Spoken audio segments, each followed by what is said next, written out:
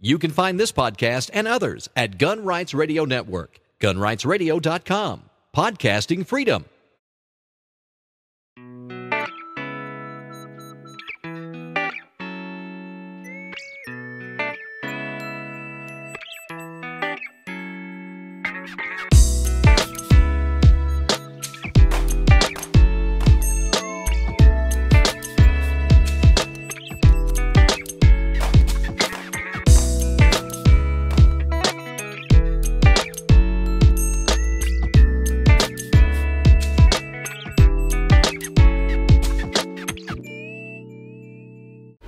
Hello and welcome to episode 26 of Shooting the Breeze, the formal gun podcast of WaltInPA.com. I am Walt White and I am here on sort of a lazy Sunday afternoon. The house is quiet and I thought there's no better time than now to grab a cigar, get something to drink, sit down and record the podcast. I've got a handful of things to talk about this show. Much like the last couple of shows, featured content has been a little tough to come by, and I'm not quite sure why. I don't know whether it's just a bit of a lull due to SHOT Show coming and going, and now we're seeing transitions back into more and more content, or what the case may be, but I had a little bit of difficulty finding 3 pieces of content this episode. So what I would like to do is ask you a little bit of a favor. If you have a blog that you love reading, something that you think generates good content on a regular basis, do me a favor and send me a link to it. I may not be subscribed, and I'm always looking for more sources for featured content. So in case I'm not seeing the same blogs that you're seeing, send me a list of your favorites, whether it's 1, 2, 3, 10, your entire Google Reader RSS feed. It's all fine.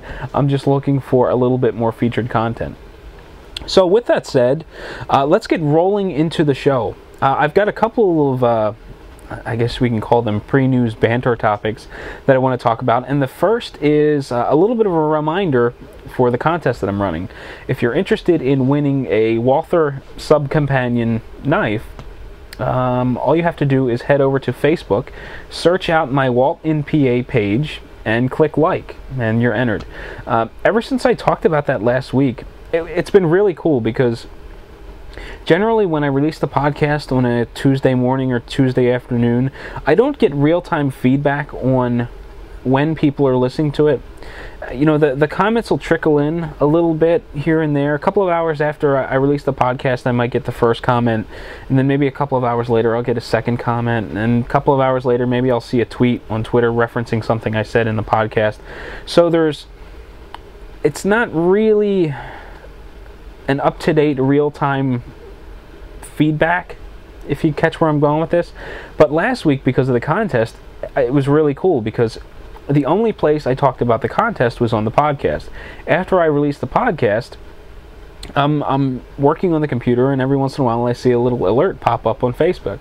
Such and such a person has liked Walt in PA. A little bit later, such and such a person has liked Walt in PA. And it was really cool to see that happening in real time. And it was happening fairly quickly. I got the first like within probably an hour after I hit publish on the podcast, so that was really cool. And seeing how, getting an idea of who was listening to the podcast immediately was kind of cool, and it definitely put a smile on my face, made my day. And I've been getting entries fairly regularly. I think I was hovering in the 20 or 30 something likes. Getting close to 60 now, so I've definitely seen an increase in Facebook page likes, and that's kind of the goal of this whole thing, is to bolster those likes a little bit, and give away this Walther Sub-Companion knife in return for, as sort of a bribe for your liking Walt in PA on Facebook. So I'm really happy with the way that's going, and we're going to be running that for another, I guess, probably a week or so. I'm going to announce it next episode. I don't really know when I'll be recording it. I'll try to stretch it out and wait until the last minute to record the episode and draw a name. This way I can give you the most time to enter. So we'll kind of do it that way.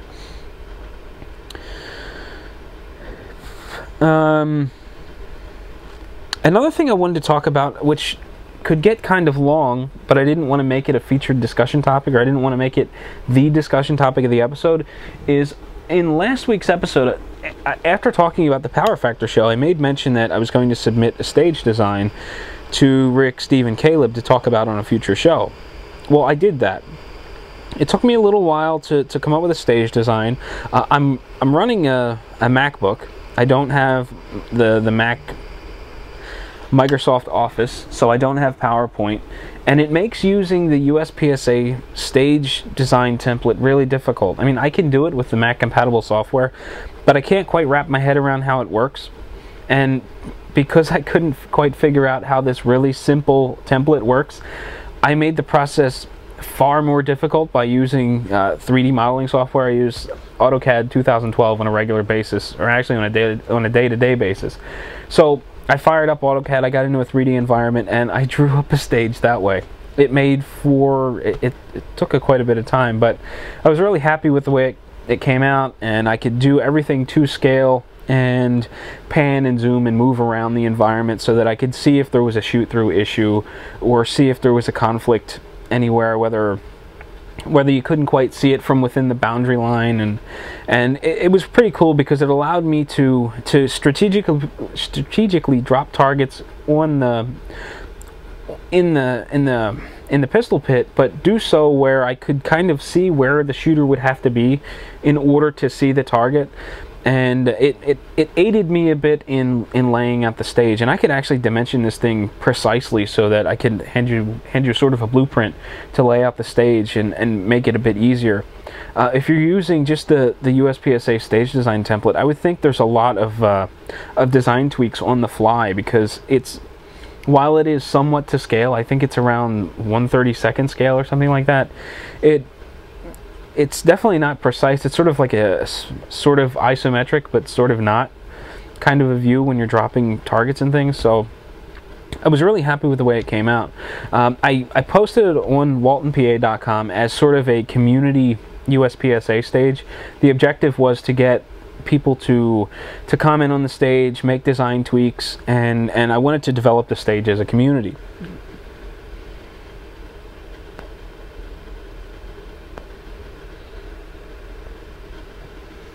Talking a bit too much, my cigar is going out, but at any rate, I submitted the stage to Rick, Steve, and Caleb. I got a response back from them. We talked back and forth a little bit, and they mentioned that they're going to use it in an upcoming episode of Power Factor Show, which I thought was really cool. But I posted it on my blog, as I mentioned, as this community project. I got a couple of responses. I was looking for stage design tweaks, from USPSA shooters. If you weren't a USPSA shooter, I was still looking for your feedback in the form of, how would you address this stage? The only stipulation is, if you don't shoot competitive pistol or anything like that, just pretend that your gun only holds 10 rounds, and tell me where your mag changes are and things like that, and give me your feedback. I got some feedback on the stage being illegal, which turns out it was. I was sort of poring over the rule book and talking back with Rick and Steve on how to resolve the issue and what precisely was illegal with the stage, which wound up being the heart and soul of the stage being a no-shoot swinger was getting in the way of other targets, so I was going to have shoot-throughs. But I was able to tweak it a little bit. I got some feedback on a stage plan, which I thought was great. And the most interesting part was it was better than my stage design, or it was better than my stage plan. And not only was it better than mine, but it came from someone that didn't shoot USPSA or any of the competitive pistol sports. So I thought that was great, and it was a really good learning experience. Since then, I've made a revision to eliminate the illegal stage problem. And now I'm going to leave that post up for a few days, see if I get any more feedback with any more revisions that could or should be made. If not, I'm going to whip it up into a formal USPSA stage submission with the form, the stage briefing form that you see at club level matches and things like that. So I'm going to finish it up, formalize it, and I'm going to submit it to a couple of local clubs. Best case scenario, I can get them to accept it. I'll go help them set it up if that's what it takes. And I want to get some video of people shooting the stage so that we sort of have everything as a community, you know, starting from scratch. This is how the stage laid out. You know, here were our problems. Here are how we resolved the problems. Here are revisions A, B, and C along the way. And here's the final product. Not only is this the final product, but here is some video of people shooting the stage. So I want to create sort of a stage book, a community stage book that way. And, you know, I thought it was really cool and fun to do. It's a lot of work, but you know, if I get some people in the community helping out with suggestions for revisions and things like that, it should work out really well. And that probably could have been the discussion portion, but I want to talk about some other stuff and some other stuff on top of that. So with that said, let's get rolling into the news so I don't bore you to death, and we'll get this podcast rolling. Well, first up in the news, I have something that's kind of interesting. There's a news article from ArkansasMatters.com, and it's entitled "In Depth: Women Shooting for Survival." It was published on January 24th, and it has both a write-up and the video clip from the nightly news whenever it was played. Now, I read the news part on a break at work. And while I'm at work, I can't watch the video stuff. So I read through the article. I thought, hey, you know, this is pretty interesting. I'll put it aside, and I want to talk about it in the podcast. Well, just before I turned the camera back on, I decided, oh, you know, I'll click play. I'll take a look at the news report. And it's kind of interesting that I thought the written part was good, solid, you know, positive gun news. But the video part is kind of twisted. It's interesting because it starts off with, you know, the two news anchors talking back and forth, and then they go to someone in the field, or they go to a video clip of another news reporter who did some recording in the field for firearms training. That part is really positive. You know, you've got firearm instructors sort of telling it how it is and being very open and honest and talking about firearms. But when you come back to the two news anchors, it's kind of skewed a little bit. You know, well, even though, you know, a gun may be a good, you know, leveler of the playing field, you know, and then they start spewing statistics. You know, so many people are more likely to die if their domestic partner owns a gun and things like that. So it was kind of twisted, but it's still worth talking about. So as I said, this comes from ArkansasMatters.com.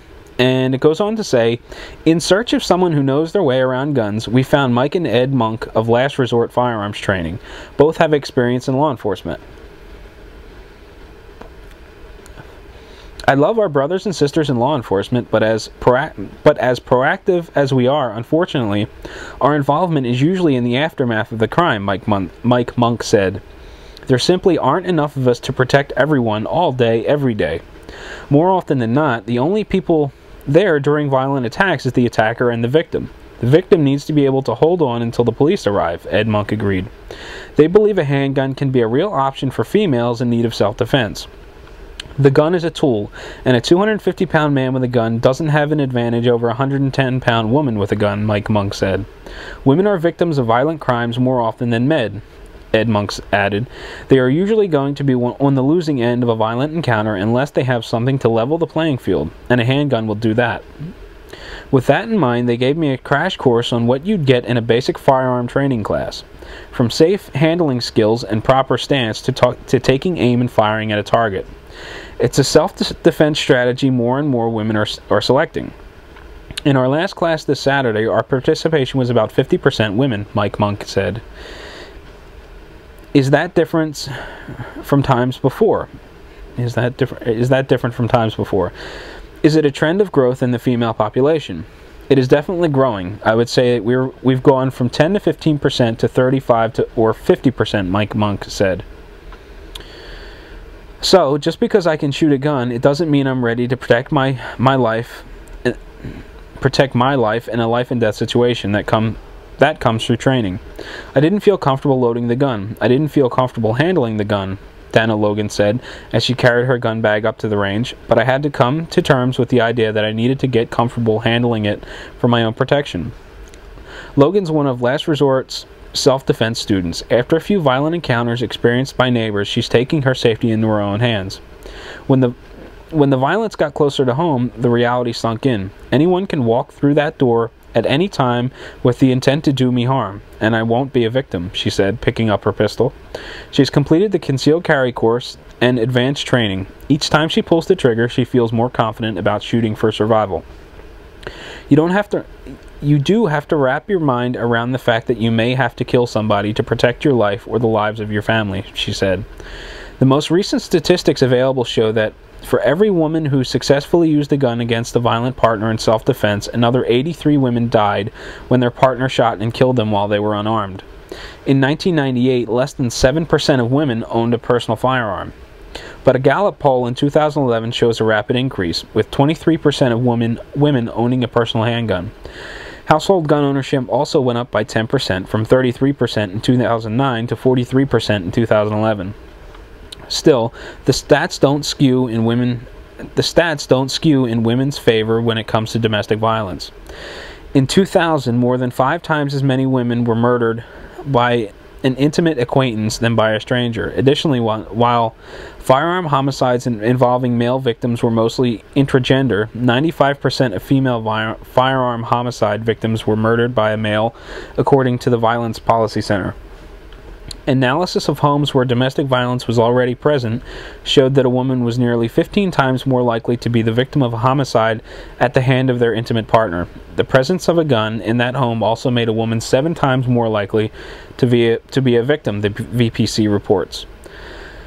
Almost always during an attack, the only 2 people there are the attacker and victims, said Ed Monk, and sometimes I feel an order of protection gives people a false sense of confidence and security, perhaps more than they should have. Monk said, an order of protection is the first defense in the legal process, but it's also ultimately a piece of paper, just like targets on last resorts range from torn-up bullets. An order of protection only works against someone who is afraid of being punished, and a lot of people are coming to kill the person that's put an order of protection on them, Ed Monk added. We encourage women to go through every self-defense method you can to avoid a deadly encounter, including avoidance and less lethal weapons. The attacker chooses whether they want to take a deadly attack, Monk added. If they do, there's little that will really help you except a handgun and the knowledge and skill of knowing how to use it. Both Mike and Ed Monk couldn't stress it enough. Simply owning a gun isn't the right strategy. Simply owning a piano doesn't make you a musician. And simply owning a gun doesn't make you a skilled shooter, Mike Monk said. You are responsible for your safety with a gun, but you are also responsible for every bullet that leaves your gun. In real-life situations, there could be innocent people like your children around. You need to be able to handle that. Training is extremely important. When you're in attack, you're under extreme stress, Ed Monk added. Your mind will be racing, but if you're really trained enough, that muscle memory will be there, and you'll be able to defend yourself from an attacker. They won't be able to take your gun or your life, and that's the most important thing. Last Resort Firearm Training hosts regular classes every month. For more information, click here. That was a long one. I didn't realize just how long it was or how long it would take me to read it, but it is a pretty interesting news article. I really like the stance of the firearm trainers. You know, they're kind of telling it like it is, and you don't really get that a lot on the nightly news. You know, they're really good at spitting out statistics on you know, a violent encounter in a like a domestic attack sort of layout. You know, if there's a gun in the home, you're 7 times more likely to die, and things like that. The nightly news is really good at sort of skewing those statistics or presenting them in such a way that would make, you know, the average person sitting down in front of the TV go, well, why should I have a gun in the house? I'd be 7 times more likely to be killed if that's the case. But the firearms trainers kind of tell it like it is, you know. Protection of, or what is it, the protection order is nothing but a piece of paper. It's not going to stop someone that is intending on hurting you. You know, it's ultimately just a piece of paper, and training is required, or training is essential, you know, if you want to level the playing field. So, a really long news piece, but I thought it was pretty interesting. I especially like the video portion where the firearms trainers are talking. So, it doesn't look like I'll be able to embed this, so you'll have to click through and click play on the video, but definitely worth checking out. The second piece of news that I have for you is is something I wasn't quite sure how to present. I didn't know whether I was going to consider this featured content or if I wanted to call it, full-blown news piece. It comes from AmmoLand, and it's on an incident from SHOT Show, but it revolves around the book entitled Glock: The Rise of America's Gun. Now, before I talk about the news piece, let's first talk about the book. I first learned about this book, I don't know whether it was a couple of weeks ago, month and a half ago, something like that. I started seeing the book pop up on a couple of different blogs. I started seeing press releases for the product, and it looked really interesting. As a new Glock owner, I'm kind of intrigued. I want to learn a little bit more about the company, and it's wild. The company is wildly popular, so when a book about it comes out, I thought, this is pretty cool. It'll be able to give me some background on the company that I just spent a few $100s with, and I'll get an education along the way. And I started reading a blog post here and there, the press release here and there, and I was kind of on the fence. I didn't know whether or not I wanted to order the book, because everything that I read was just overwhelmingly positive. In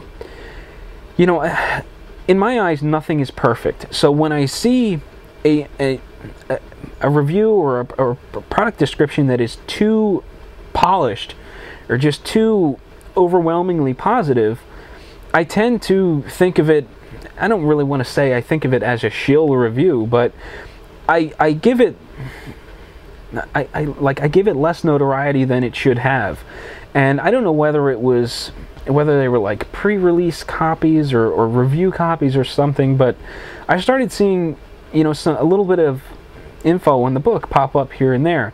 I mean, granted, I didn't read a ton of it. I didn't read it every time it popped up, but I was doing a little bit of reading on the product or on the book, and it just seemed really positive. So I was kind of along the lines of, maybe I'll just hold off and maybe I'll buy it at some point, and I sort of walked away from it. The incredible number of glowing reviews just left me with a little bit of a sour taste in my mouth. Everything has, something that's not perfect. And when I'm reading a review, I'm looking for that type of stuff. Tell me what's so good about it, but in the same time, tell me what you didn't like about it as well. Give me a really broad, balanced opinion. So when I wasn't getting that, I spent less time considering the book.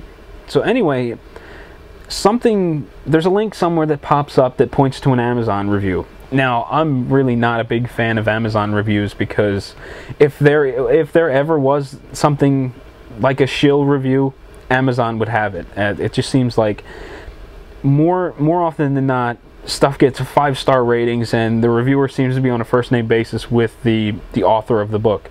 So I'm generally not. I don't pay too much attention to Amazon reviews, but this one did just what I was looking for. It took the positive and the negative about the book, and it gave me a broad review, more or less. So now I'm kind of intrigued about the book, but I'm kind of on the fence, because the negative stuff really is negative. I don't like some of the things that he's saying, and when the author of the book presented a rebuttal to the review, I didn't feel like he didn't win me over. So I was kind of back on the fence again.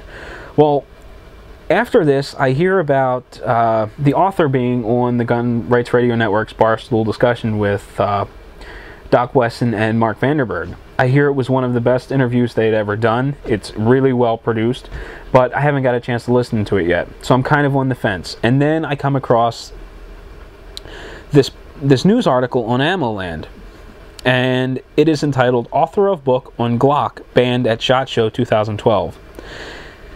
And this was published on January 25th, and this one isn't anywhere near as long as the first one, so bear with me as I read this. But it says, "In what might be an amusing first for the gun industry, I was both banned and widely praised at this year's SHOT Show. Let me explain. Crown has just published my book, Glock: The Rise of America's Gun, a narrative history of the iconic semi-automatic pistol, its inventor, and the marketing phenomenon that revolutionized the U.S. firearm market. The book explains the unique appeal of the Glock, as well as the corporate intrigue and controversy that have made the Glock company an object of fascination in gun circles. Apparently, the executives at Glock Incorporated, subsidiary of Glock GmbH, are worried about the book's look behind the scenes at the company. So Glock Incorporated forced the National Shooting Sports Foundation to rescind my press credentials for the 2012 SHOT Show Expo floor. Talk about disrespect for the First Amendment free speech rights. No matter, using garden variety repertorial techniques, I managed to make my way around SHOT Show, see all of my contacts in the industry, and third, much to my delight, that the book is being enthusiastically embraced. The good folks at 511 Tactical invited me to participate in their terrific authors panel. Lone Wolf Distributors sold Glock, the Rise of America's handgun, or the Rise of America's gun, from their booth on the floor. And it goes on and on and on. Extra, all the, more and more people selling the book. If Glock, the Rise of America's gun, elicits kind words from the gun industry, it's got to make you wonder what the people in Smyrna, Georgia, are so worried about. You can order the book here, blah blah blah. It tells you about how to order the book, pricing on the book, and things like that. So, anyway, I read this, and now I think to myself, I gotta buy the book. I want to know what irked Glock enough to rescind his press credentials at the SHOT Show. And by the way, I think that's like low down, slimy, dirty, underhanded move. I mean, someone produces a book, you don't like what it may or may not contain, and then you kind of backdoor them and pull their press credentials for a major industry trade show. That's not cool, man. I mean, if I didn't already own a Glock, that would be something that would potentially turn me off to the company. And I read some other stuff. I didn't save the link, but I read this article on Gaston Glock and a really nasty divorce, and family being fired and a new wife being brought in, and just some really dirty laundry being aired that I didn't particularly need to hear about, but was really intriguing. And it kind of went hand in hand with this post in that, it seems as though his press credentials were pulled because of what might have been said in here about the behind the scenes look of the company.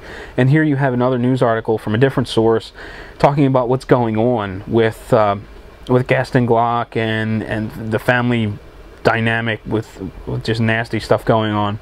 So it was pretty interesting. I'm still not sold on some of the negative things that were talked about in that Amazon review. However, I'm pretty sure I'm going to order this book regardless and read it, and we'll talk about it in a future podcast at some point. But it's reasonably priced. It looks like about $26 for the hardcover. However, Amazon never charges MSRP. It's generally much lower than that. So I'll take a look at Amazon. I'll probably get the book for under 20 bucks. I'll read it. We'll talk about it, and I'll sort of give you an updated opinion on whether or not that review fit my actual opinion of it when I'm finished. So there is news item number 2. For the third and final piece of news, I have something that's local, and it seems to be making the rounds a little bit. As I mentioned in previous shows, I have some Google keywords set up for local and national firearms news so that I can kind of get a digest of what's going on. And this particular news item popped up a couple of times in the national news pool, not just in the local news pool. But this comes from the Reading Eagle. When I say this is close to home, this happened maybe 6 miles from my house, less than 2 miles from where I work, and probably less than a mile from where I used to hang out at a cigar shop. So I'm familiar with the area. I'm not familiar with the actual crime scene, but this comes from the Reading Eagle, and it was published on January 26th. It is entitled, "Victim Kills Teen Robber on Trail, Police Say." And it goes on to say, a 65-year-old man shot 2 teens, one fatally, as they tried to rob him Wednesday morning on a trail near the Schuylkill River, police said. The Berks County Coroner's Office did not release the name of the boy who was killed, saying only that he was a 16-year-old from the city.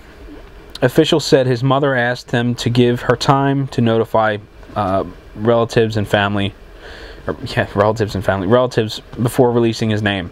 He was pronounced dead at the scene at 12:17 by Deputy Coroner John M. Hollenbach. An autopsy is scheduled this afternoon in Reading Hospital. The other teen, who was shot once, was taken to Reading Hospital. Police did not release his name. Information on his condition could not be obtained. A third teen, identified only as a 15-year-old boy, was stopped at the scene by police and taken in for questioning. He was later committed to the County Youth Center in Bern Township on unspecified charges. Authorities also did not release the name of the man who was not charged. Police said the shooting occurred shortly before 11 on the Thun Trail near Schuylkill River pedestrian bridge between Reading and West Reading. According to investigators, the man was riding his bicycle on the trail near the Bertollet Fishing Dock at South First Avenue and Chestnut Street in West Reading. The teens knocked the man off his bike, and the two of them assaulted him. The man pulled out a handgun and shot them both. Someone flagged down a passerby in the 200 block of Riverfront Drive near Reading Area Community College. Within minutes, officers from the city, West Reading, Cumru Township, State Police, and the Berks County Sheriff's Office were at the scene. They found the dead boy on a sliver of land that is part of Cumru at the end of the pedestrian bridge. District Attorney John T. Adams responded with detectives from the county's Forensic Services Unit. After consulting with Adams, police decided to release the man and charge the juvenile. This was not the only news article that I read about this. As I said, this is local, so I've been seeing kind of a lot about this. And what this article doesn't tell you is the three teens, investigators are saying now that the three teens committed 3 assaults within 1 hour. The third of those assaults was the 65-year-old man who was knocked from his bicycle and assaulted. And as I said, one died, the other's in the hospital. But there's been an uproar sort of by the community. And it's divided. Some people are calling this old guy a murderer because he shot a 16-year-old kid or 15-year-old, however he was, and killed one and wounded another. He's a murderer. He didn't have to kill these people. And there's another group of people that are saying the kids got what they deserved. On top of that, it's amazing how this thing is being twisted. There are several news agencies that are referring to the murdered kid as the victim. No victim, he's a criminal. The victim is the 65-year-old man that was assaulted and being robbed. But there's a lot of controversy going on about this. The older gentleman that was knocked from the bike is not charged. Apparently he was brought in for questioning and released. There was some more story released later on that said something along the lines of the kid was on probation, he decided to ditch school, and I guess his probation officer was notified or something. The probation officer goes to his house, puts on one of those ankle bracelets, those electronic tracking devices, and tells the kid to go to school. I guess the kid didn't go to school, he was with a couple of other friends, and they decided to go on a robbing spree down on this trail. And so there's some questions floating around, like what's going to happen, because the parents can't sue the 65-year-old man because of the Castle Doctrine. It says that he's not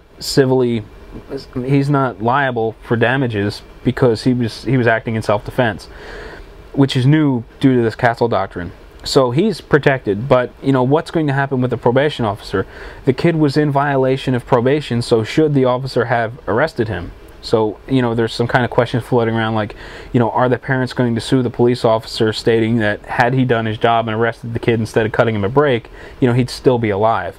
So, it's kind of interesting what's going on. I mean, I'm totally on the side of the 65-year-old man, and I think that regardless of how old you are, 15, 16, 17, 27, whatever, it doesn't really matter your age. If you're going to play a high-stakes game like armed robbery or assault and battery and robbing people and attacking defenseless 65-year-old, well, he wasn't defenseless, but who they assumed was a defenseless 65-year-old man on a bike, you're playing a high-stakes game here, and they got burned this time around. And obviously one of them's never going to be doing it again. The other one, maybe this is a life-changing experience and, he'll get his act together, but it was pretty interesting reading all of the different stuff and how the community is reacting to the shooting.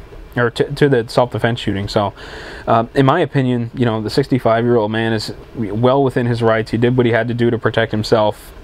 It's sad that someone had to die as a result, but had he not attacked him, there would have been no death. So, pretty interesting. Well, it is time for the featured content portion of the podcast. This is kind of a lighter area of the podcast where I just kind of talk about some cool stuff that I came across on the web and urge you to go check it out for yourself. I'm not going to read it word for word like I do the news. I'm just sort of going to talk about it a little bit and move on. If you want to check it out for yourself, I'd urge you to click the link in the show notes that are on my blog and sort of go from there. So the first piece of featured content is something that was really, really short. I was just breezing through Google Reader earlier today, and I came across a Ted Nugent video on gun control from Weird World. Now, this is an old clip of Ted Nugent. It's new to me. It's new to Weird Beard as well. But I clicked on it and I checked it out, and it's pretty interesting. It's not real long. I think it's about 3 minutes. And Ted Nugent is being interviewed on firearms and gun control. And my experience with Ted Nugent is, I like him, but he's a little off his rocker sometimes. He just seems like he's a touch of crazy. My experience with him has always been on his hunting show.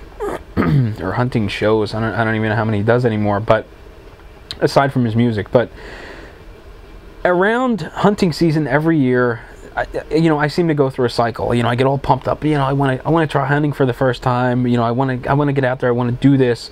And leading up to the hunting season, I'm going to watch every single hunting show on the Outdoor Channel, and that's what I wind up doing. And I would watch a lot of the Ted Nugent stuff when it came on. And he's a really avid hunter, really avid firearms advocate, but he just seems a touch crazy. So I clicked on the video and I watched it, and it's the same. He's a touch crazy, but it's like crazy in a good but really passionate way. He starts talking. He's asked about firearms in this video, and he starts talking like two people are conversing. And as the interview goes on, he gets more vocal. As he starts making bigger hand gestures, his voice is the volume of his voice is increasing. He's getting pumped up as he's doing this interview, and everything he says is spot on, golden. He's talking about that. In his opinion, the Second Amendment is all you need to carry a gun. It should not be up to a politician to determine whether or not you're permitted to defend yourself with a firearm. Your life is in the hands of politicians and bureaucrats. And his opinion is that the Second Amendment is all the license you need. And he talks about that for a little while, and he's quoted as saying something along the lines of, oh man, what did he say? I don't like repeat offenders, I like dead offenders. So he's not that politically correct individual. He's really raw, and he speaks what's on his mind. The video, again, is short, but I think it's really good. It's old, but it's the first time I've seen it. It looks like it's on a PBS station, KLRU, but definitely worth checking out. For the second piece of featured content, I have the guys from the Power Factor Show. I talked about them last week in their Range Rules episode. I think it was episode 55. This week I want to talk a little bit about their episode 57 on professional shooters. Now, both of these episodes are kind of like perfect in the sense that they're all sort of sitting down in a room and they're holding a conversation amongst themselves. I love podcasts and videos that follow that format. It's got sort of a laid back, easygoing feel, and the podcast just really flows, and there's conversation back and forth. There's a little arguments here and there going back and forth.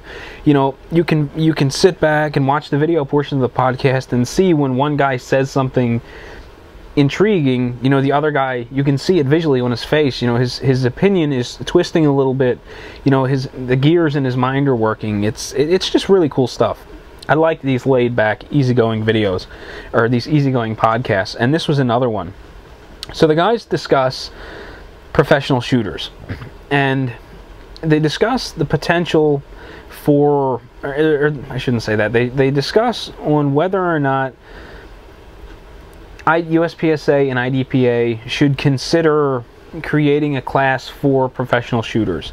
And they make the argument that a lot of the major events are sort of bankrolled by C and B class shooters, the mid-range guys, and the sponsored master class, grandmaster class are the guys that are raking in all the prizes.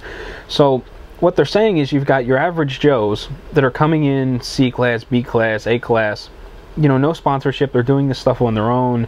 They're refining their shooting on the weekends or after work, things like that, and they're competing against guys, or they're being thrown in the same ring as guys that are being paid to go to the range and practice. They're being given an unlimited supply of ammunition. They're being paid to shoot these matches. They're essentially employees of such and such a company, and that is their job. And ultimately, because that is all they do, they get very, very good at it. And the guys sort of go back and forth discussing whether or not there should or could be a classification to separate those professional shooters from the hobbyists.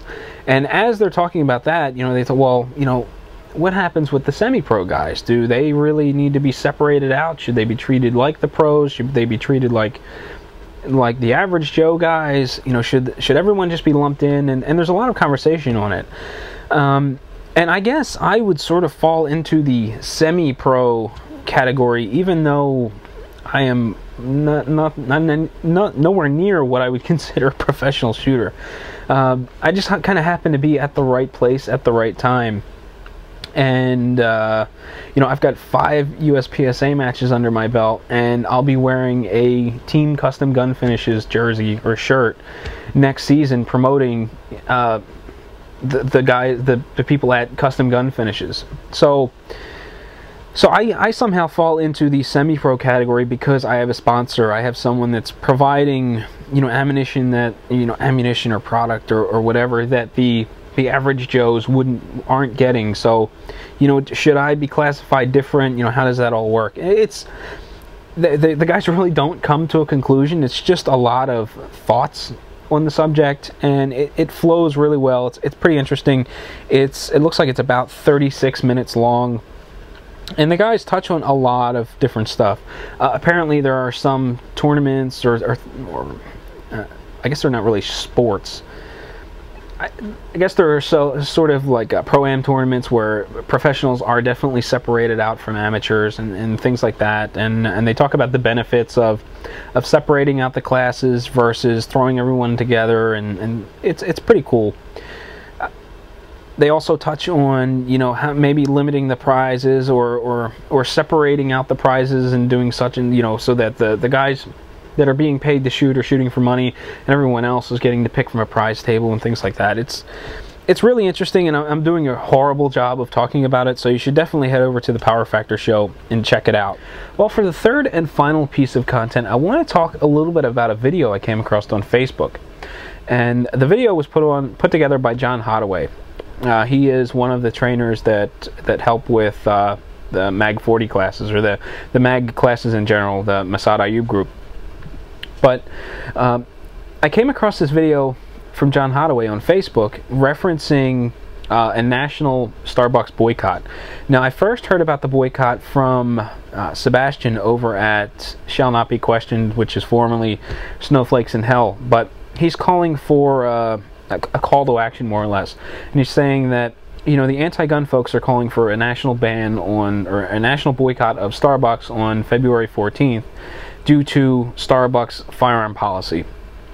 And essentially what Starbucks is saying is that they are abiding by the state gun laws for all of their stores. So for instance, if I walk into a Starbucks, their firearms policy matches the state's policy. If it's legal for you to conceal carry, it's fine by them.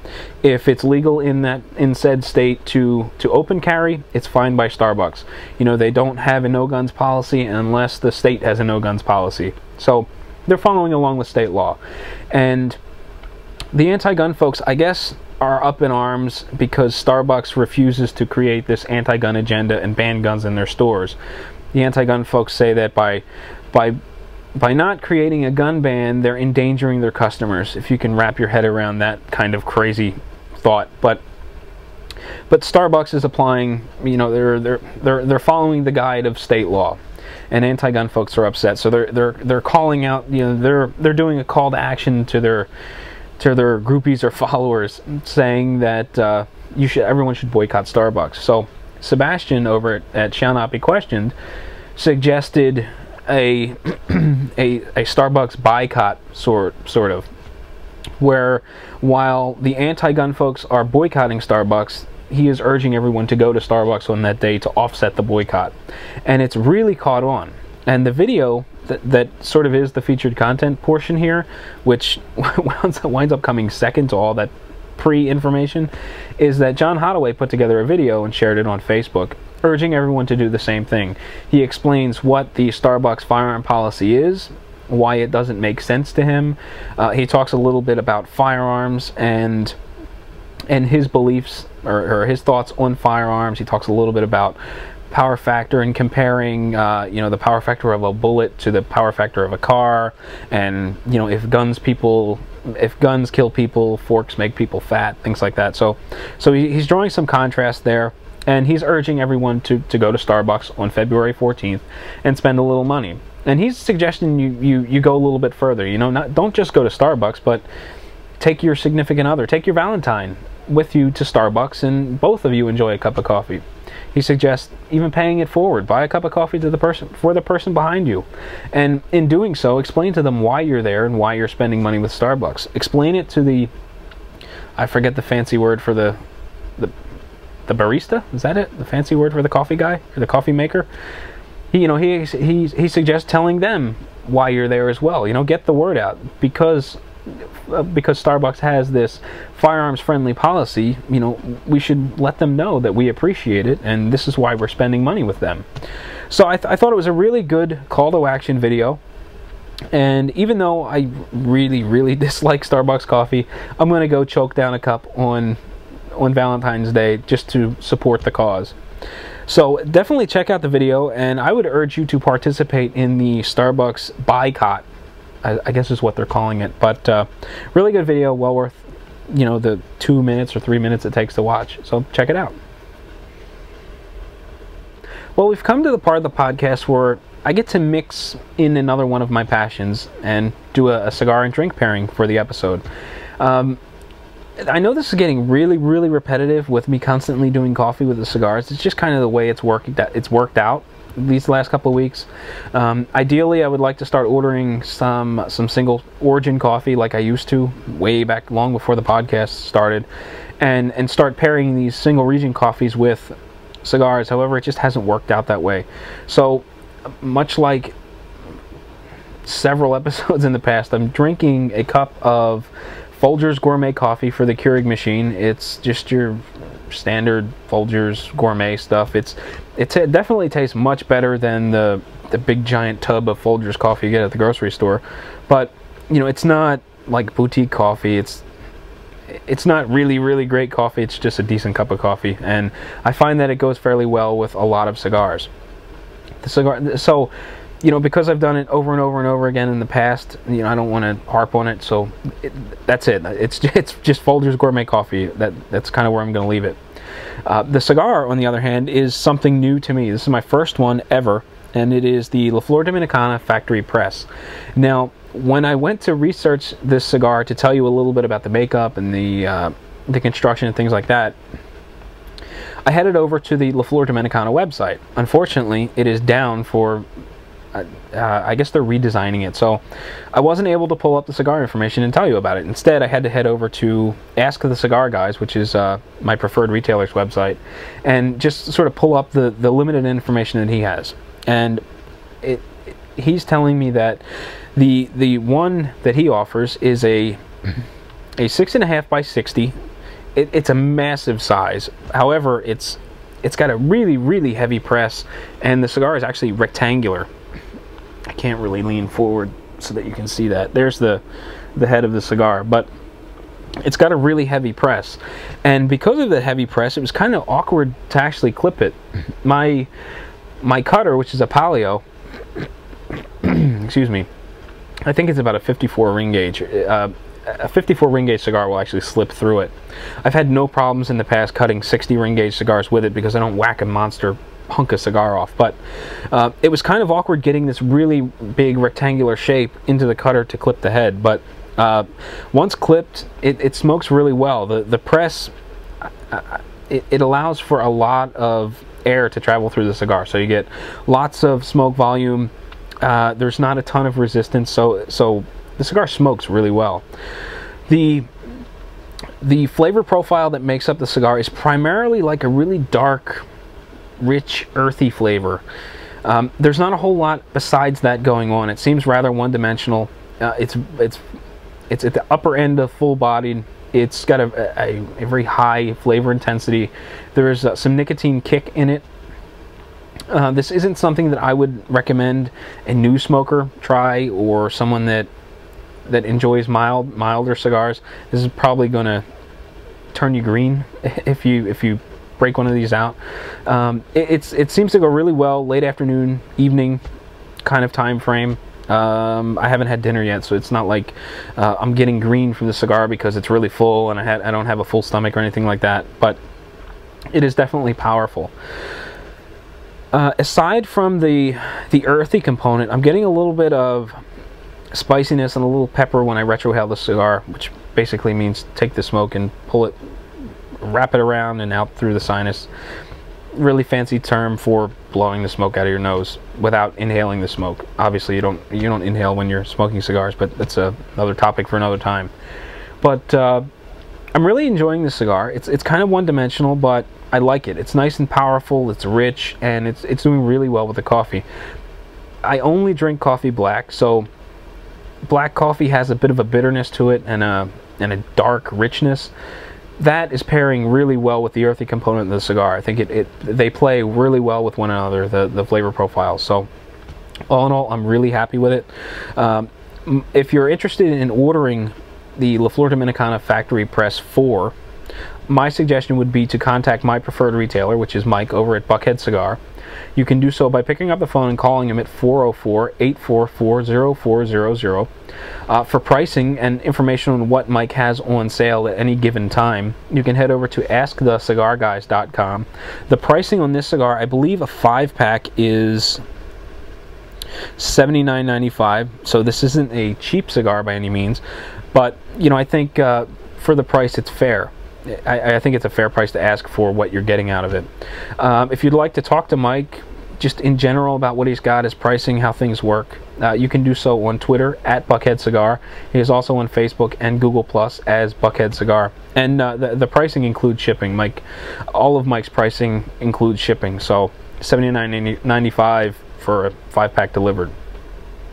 And that is your cigar and drink pairing of the episode.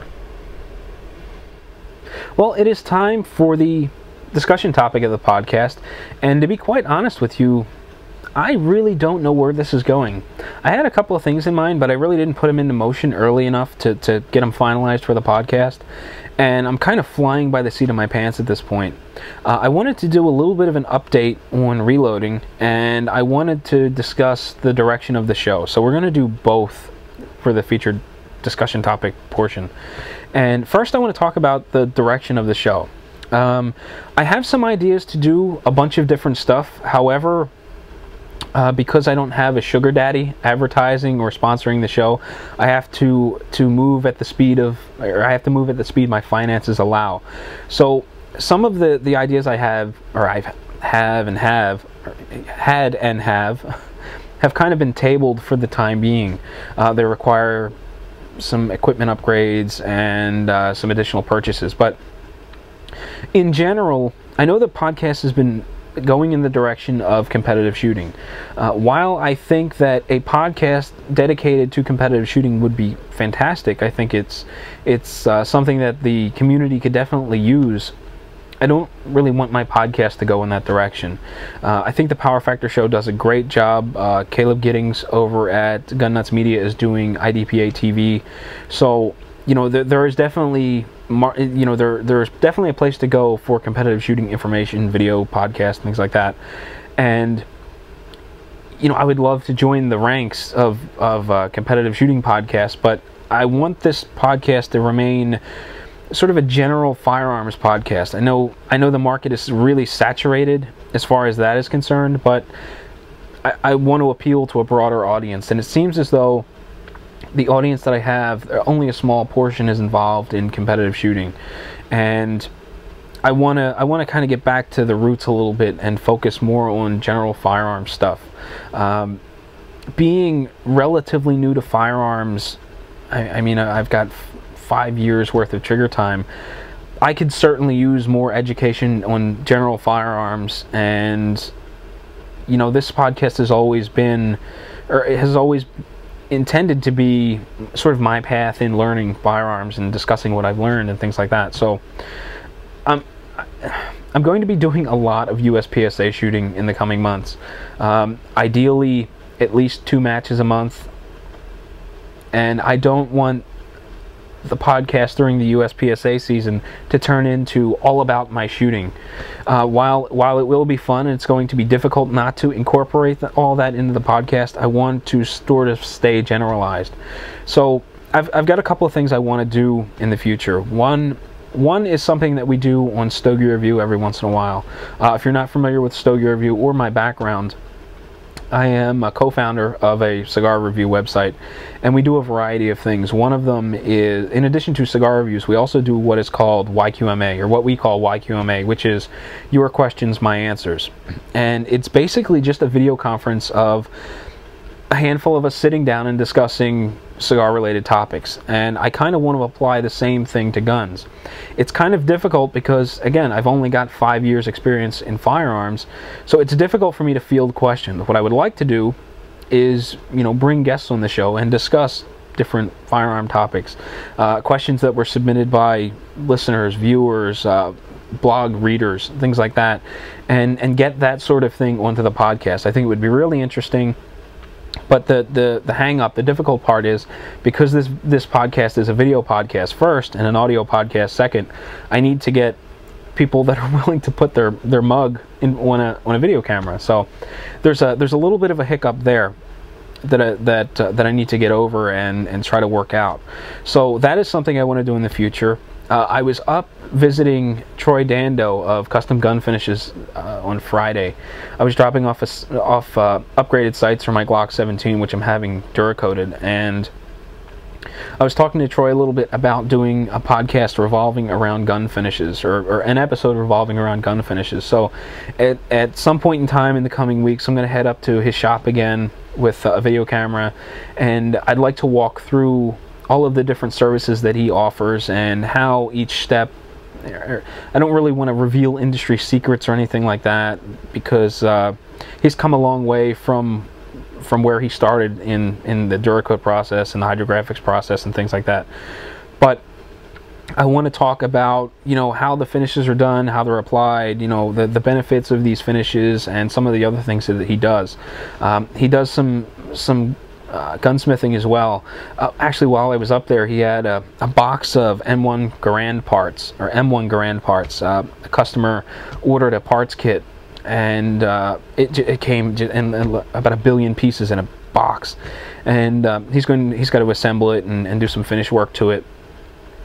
He also showed me a couple of guns that he did in the past with some fluting in the barrels and things like that. So he does some gunsmithing that I think would be cool to talk about a little bit. But it seems that his business was primarily based around Duracoat, hydrographics, and some other gun finishes. I believe he does parkerizing and hot bluing. So in the future, I want to do a podcast on that and talk a little bit about what Troy does and the services that Custom Gun Finishes offers. Outside of that, there are just little snippets of things I want to do here and there, talking to different guests. But I don't want to do the same thing as everyone else, where I'm sort of trading off interviews with different bloggers and podcasters and things like that. I think it's great and all, but I want to kind of go in a different direction to keep this podcast a bit separate from what everyone else is doing. In terms of the update that I wanted to talk about, a few episodes back, I mentioned that I wanted to get into reloading. and I wanted to get into reloading because of USPSA shooting. My finances allow for me to shoot basically one match a month if I'm buying store-bought ammunition. So between a box of Remington UMC 250 count plus match fees, that's about what I can afford in a given month. If I'm reloading, I think I can manage 2, maybe even 3 matches a month if I'm recycling brass and picking up brass and things like that. So getting into reloading was really important to me, and in a previous episode I talked about not knowing which direction I was going to take, because while learning on a single stage press is great, you know, for getting down what each step in the process is and learning it properly and completely understanding what's going on, it's just going to be tremendously slow for loading 250 rounds a shot. You know, if I'm shooting, figure 2 matches a month, that's 500 rounds. I think it calculates out to like 2,000 pulls of the arm on the reloader. So really a single stage press wasn't in the cards, and some of the progressives that I were looking at were just outside of my price range, were outside of my budget.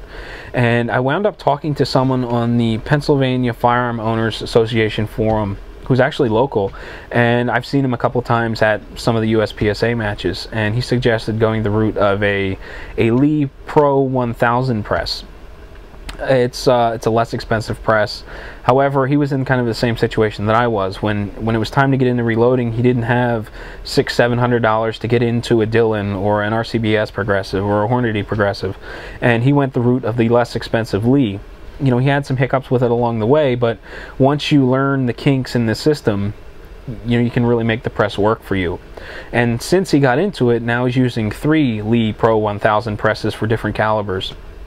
And because the price of the press was really friendly to my wallet, I ordered one. It's actually sitting still in the box, and it still needs to be set up. I need to order some more equipment. So that's the route I went. I ended up ordering a Lee Pro 1000 in 9mm. It's the press is sort of dedicated to one particular caliber. You can swap out the caliber and change the dies, but the way the system works, it seems as though it's just less of a headache to set it up for one particular caliber. And if you want to change something, you know, for instance, if for some reason I want to get into reloading 40, it's probably easier if I just buy a Lee 1000 setup for 40 instead of trying to switch the press over from 9mm to 40 and back again. So the Lee 1000 is where I'm at. I still need to order a media tumbler, a media separator, a scale, a bullet puller, and I think a couple of other items, a set of calipers, and some things are probably slipping my mind. But Miguel over at Gun Free Zone was a tremendous asset in pointing out some of the sources for some of the stuff that I needed, and pointing out what to order. He gave me a long list on Facebook and actually provided links to the stuff on Midway so that I could see it. It's actually going to be cheaper for me to order some of it from Amazon due to free shipping and just the price being a couple bucks less for particular items. So as time permits, or as finances permit, I'm going to order what I need, and we'll get into reloading a little bit later. I would like to do a video on setting up the press because I think it's going to be kind of interesting, and I don't know how many are really out there. Set up and tear down and cleaning and things like that. I'm sure there are tons of videos on YouTube, but there's nothing from me. So I'll make an entire podcast about that. I'll make a podcast about how I'm progressing with different loads and things like that. We'll work on, you know, what's working in my Glock versus how it performs in my M&P, which ultimately has become my backup USPSA gun. But not to get back into too much USPSA stuff, but that's kind of where we're at. We've discussed the direction of the podcast, my reloading situation, and we're kind of going from there. That's where I'm at, and it's about 11 minutes worth of just rambling. So I'm going to close this episode out. Well, before I let you go, I want to thank you for watching episode 26 of Shooting the Breeze, the formal gun podcast of WaltInPA.com. If you'd like to talk to me about anything you've heard on the podcast, or you want to just give me some feedback or ask a question or something like that, you can do so in a variety of ways. My email address is walt@waltinpa.com. You can send me a text email, an MP3 audio file, video response, if you would like to have that sort of stuff included in a future episode. You can contact me on Twitter as @WaltW. I'm on Facebook and Google Plus as Walt White. And finally, before I get out of here, I want to remind you of the contest that I have going on for a Walther Sub-Companion knife. To be entered in that random drawing, head over to Facebook and look up Walt in PA. It's my Facebook page. Like it, and you are entered. Simple as that. So again, thank you for watching, and I will catch you next time.